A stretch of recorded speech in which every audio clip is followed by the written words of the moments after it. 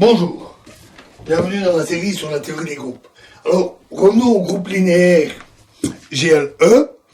On caractérise aisément les involutions de GLE, c'est-à-dire les transformations telles que U carré égale 1 ou encore que U moins 1 égale U. Elles sont caractérisées parce qu'on peut facilement les écrire comme X, un élément de E, est égal à 1 demi X plus UX plus 1 demi X moins UX.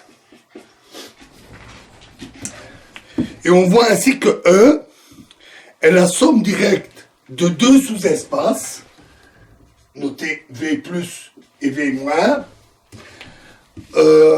dans lequel on a respectivement, pour celui-là, UX égale X, et pour celui-là, pour l'autre, UX égale moins X. C'est-à-dire que ce sont les sous-espaces propres de U pour les valeurs propres, plus 1 et moins 1. On a que dans ce cas-là, DU égale moins 1 exposant la dimension de V-, ou dimension V-, la dimension, bien sûr, de l'espace vectoriel V-.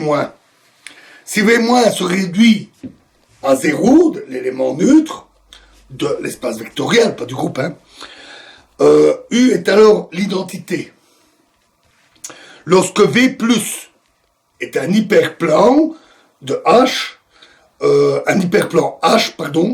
on dit que U est une réflexion d'hyperplan H.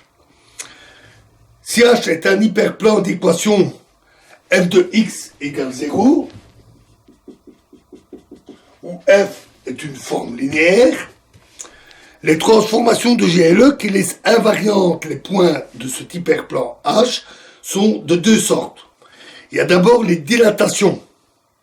Une telle transformation U est définie par une droite D supplémentaire de H et pour un nombre lambda différent de 1 tel que U de x égale lambda x pour x appartenant à D, à la droite. D'où le fait que U de x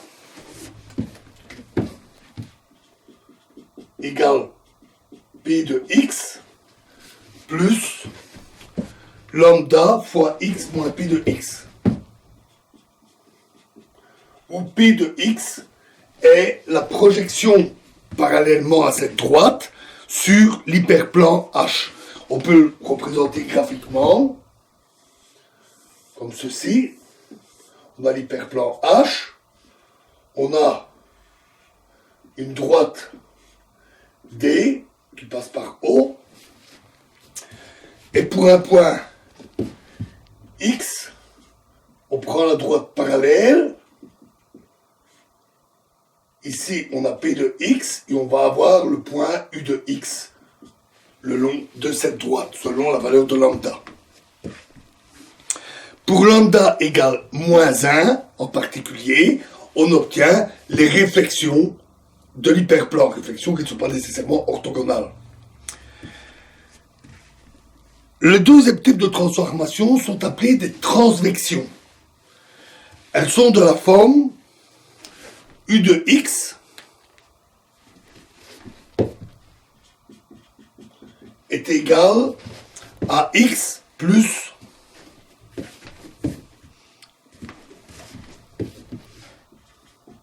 f de x fois a, où a appartient au plan H.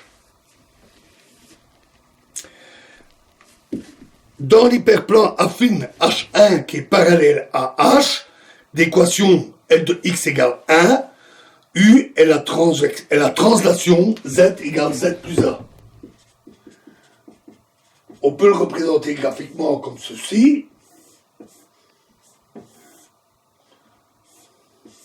On a ici le plan H, ici un plan H1, un point A dans l'hyperplan H, une droite qui passe,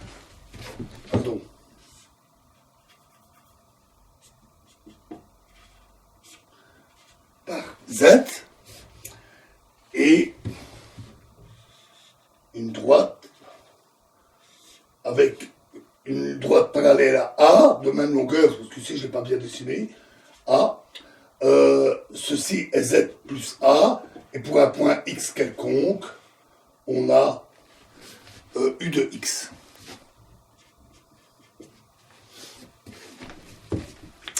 On dit que U est une transvection d'hyperplan H et de droite D égale RA, où R ici sont les réels, et on a déterminant de U égale 1. Les transvections forment donc un générateur de SLE. Les dilatations et les transvections génèrent GLE complètement. Toute transvection est produite de deux réflexions. Considérons Z égale ZE, le groupe des homothéties H lambda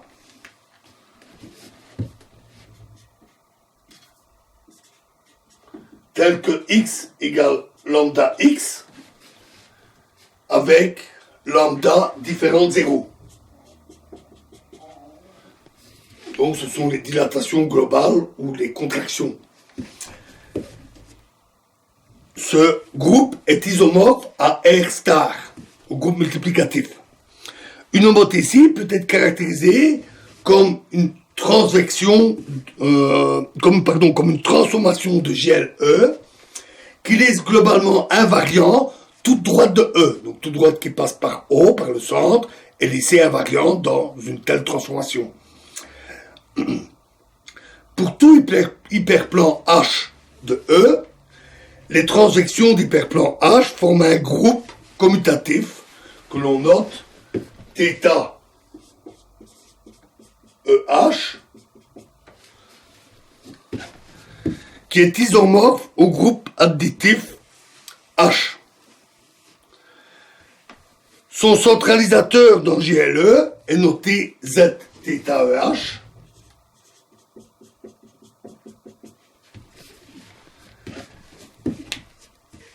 Une transvection qui est différente de 1 et une dilatation ne sont jamais permutables. Elles ne commutent pas. Le centralisateur de GLE du groupe gamma EH, groupe qui laisse invariant les points de H, son centre est donc réduit à Z lui-même. En particulier, Z est le centre de GLE. Et Z inter SLE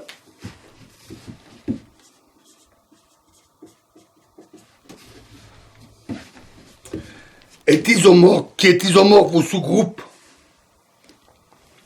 de lambda appartenant à R tel que lambda n égale 1 et qui est donc réduit à l'élément neutre si n est impair, un nombre impair de dimension, et formé de l'identité et de la symétrie x en moins x, réflexion totale, si n est pair. Les transvections de droite donnée D et d'hyperplan quelconque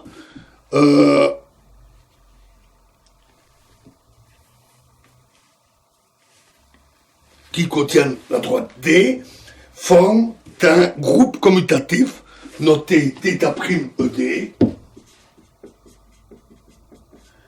et son centralisateur dans GLE c'est Zθ'ED.